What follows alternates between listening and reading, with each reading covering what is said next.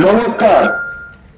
মলয়পুর 1 নম্বর পঞ্চায়েতের সমস্ত গ্রামবাসীবৃন্দকে জানাই পশ্চিমবঙ্গ সরকারের এবং মলয়পুর 1 নম্বর পঞ্চায়েতের বিজেপি কার্যকর্তাদের পক্ষ থেকে দৈনিক অভিনন্দন। সকল মানুষজন যাতে এলাকায় শান্তিতে বসবাস করতে পারে, নিত্যপ্রয়োজনীয় জিনিস সংগ্রহ করতে পারে, তা আমাদের সরকারের মূল উদ্দেশ্য।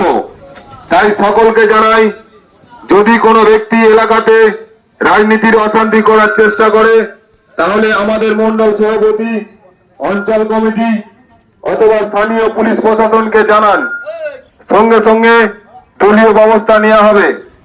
আর যে সমস্ত ব্যক্তি রাতারাতি গেরুয়া রং মেখে বিজেপি হয়ে অশান্তি করছেন তারাও সাবধান হয়ে যান।